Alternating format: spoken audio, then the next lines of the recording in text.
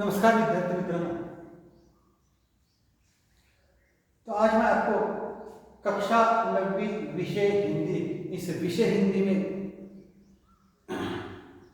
छोटी जो कविता है, किताब है और उसके रचनाकार यानी कवि गुलजार जी।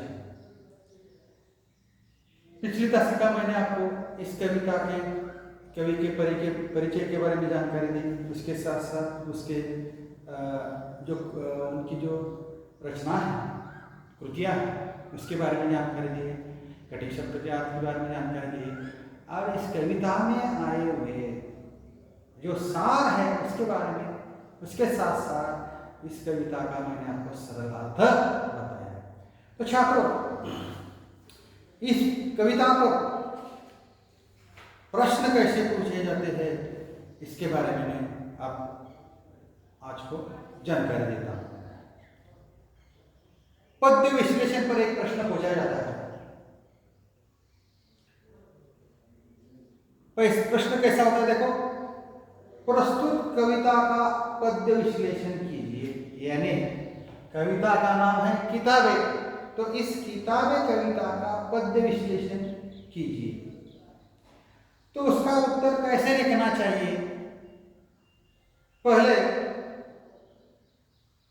जो 5 कृतियां हैं, जैसे रचनाकार का नाम, कविता की विधा प्रकार, उसके बाद पसंद की पंक्तियां पसंद होने का कारण, और 5वां कविता से प्राप्त संदेश अथवा उसे हम प्रेरणा देते हैं। पद्य विश्लेषण पर ऐसा प्रश्न पूछा जाता है। तो यह जो घटक है, ये जो पॉइंट है, वो पॉइंट लिखना जरूरी है। पहला पॉइंट ऐसा है, रचनाकार का नाम। क्या है रचनाकार का नाम? गुलजार। और कविता का नाम क्या है? किताबें। कविता का विधा का प्रकार कौन सा है? इस कविता के विधा है नई कविता। पूरी कविता पढ़ने से हमें जो पसंदीदा पंक्ति रहती है, वो पसंदीदा पंक्ति चुनकर लिखना है। कौन से पसंद की पंक्तियां? तो यह है, बड़ी बेचैन रहती है किताबें डैडैश, उन्हें अब नींद में चलने की आदत हो गई है। यह क्या है? पसंद की पंक्तियां। तो पंक्तियां पसंद होने का कारण क्या है, इसके बारे में जानकारी लिखना है। कवि ने किताबों का मानवीय करके उनकी बेचैनी का चित्रण किया है। उन्होंने किताबों को नींद में चलने की बीमारी का शिकार हुआ बताया है। 5वां, कविता से प्राप्त संदेश या प्रेरणा कौन सी है, ये लिखना है।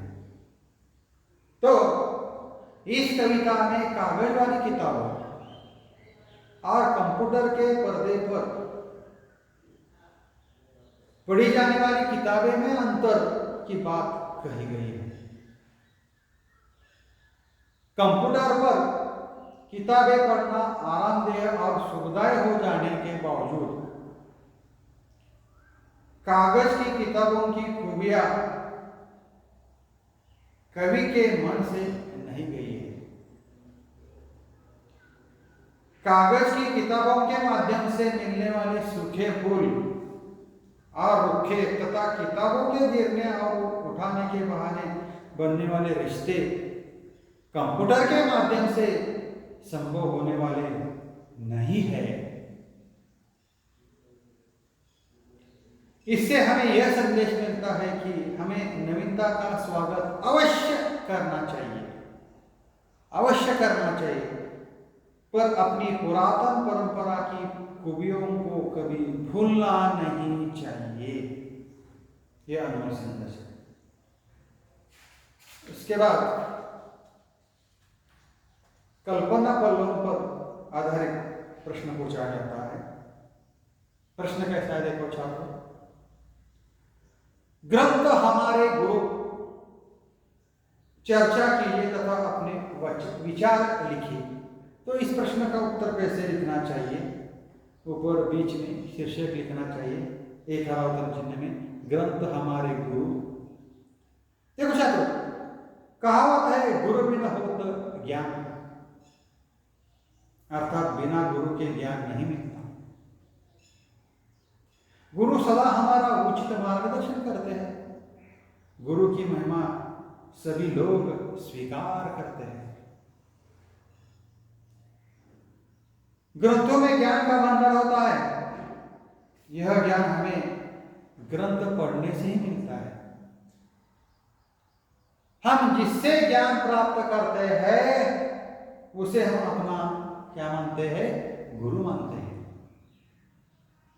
ग्रंथों से भी हमें ज्ञान की प्राप्ति होती है,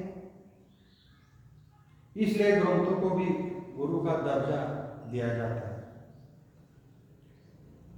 विद्वान व्यक्ति ग्रंथों की रचना मनुष्य की भलाई के लिए करता है। कहानियां, उपन्यास लोगों का मनोरंजन करते हैं।